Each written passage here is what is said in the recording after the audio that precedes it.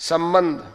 अपने सब कुटुंबियों को देखने के बाद अर्जुन ने क्या किया, इसको आगे के श्लोक में कहते हैं। तान समीक्ष्य स कौन्तेय सर्वान् बन्धून् अवस्थितान् कृपया परयाविष्टो विषीदन्निदमब्रवीत्।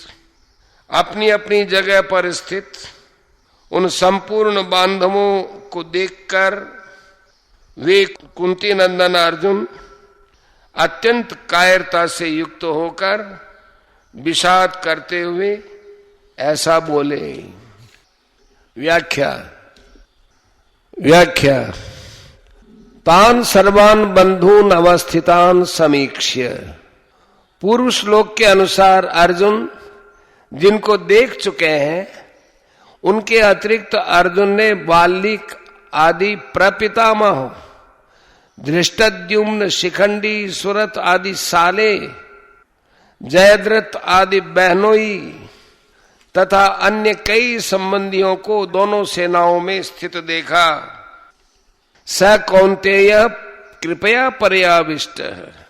इन पदों में स कौन्तेय कहने का तात्पर्य है कि माता कुंती ने जिनको युद्ध करने के लिए संदेश भेजा था और जिन्होंने शूरवीरता में आकर मेरे साथ दो हाथ करने वाले कौन हैं, ऐसे मुख्य योद्धाओं को देखने के लिए भगवान श्री कृष्ण को दोनों सेनाओं के बीच में खड़ा करने की आज्ञा दी थी, वे ही कुंती नंदन अर्जुन अत्यंत कायरता से युक्त हो जाते हैं। दोनों ही सेनाओं में जन्म के और विद्या के संबंधी देखने से अर्जुन के मन में यह विचार आया कि युद्ध में चाहे इस पक्ष के लोग मरे और चाहे उस पक्ष के लोग मरे, नुकसान हमारा ही होगा, कुल तो हमारा ही नष्ट होगा, संबंधी तो हमारे ही मारे जाएंगे। ऐसा विचार आने से अर्जुन की युद्ध की इच्छा तो मिट गई और भीतर में कायरता आ गई। इस कायरता को भगवान ने आगे दूसरे अध्याय के दूसरे तीसरे श्लोक में कश्मलम तथा हृदय दौर्बल्यम कहा है और अर्जुन ने दूसरे अध्याय के 7वें श्लोक में कार्पण्य दोषो उपहत स्वभाव कहकर इसको स्वीकार भी किया है। अर्जुन कायरता से आविष्ट हुए हैं, कृपयाविष्ट है। इससे सिद्ध होता है कि वह कायरता पहले नहीं थी, प्रत्युत अभी आई है। अतः यह आगंतुक दोष है, आगंतुक होने से ठहरेगी नहीं, परंतु शूरवीरता अर्जुन में स्वाभाविक है, अतः वह तो रहेगी। अत्यंत कायरता क्या है?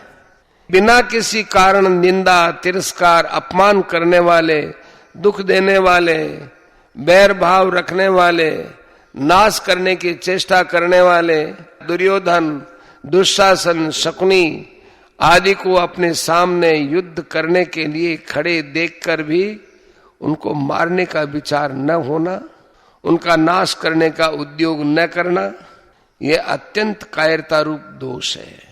यहां अर्जुन को कायरता रूप दोष ने ऐसा घेर लिया, जो अर्जुन आदि का अनिष्ट चाहने वाले और समय समय पर अनिष्ट करने का उद्योग करने वाले हैं, उन अधर्मियों पापियों पर भी अर्जुन को करुणा आ रही है। गीता पहले अध्याय का 35वां और 46वां श्लोक। और वे क्षत्रिय के कर्तव्य रूप अपने धर्म से च्युत हो रहे हैं। विषीदन इदम अब्रवीत। युद्ध के परिणाम में कुटुंब की, कुल की, देश की क्या दशा होगी, इसको लेकर अर्जुन बहुत दुखी हो रहे हैं। और उस अवस्था में वे ये वचन बोलते हैं जिसका वर्णन आगे के श्लोक में किया गया है।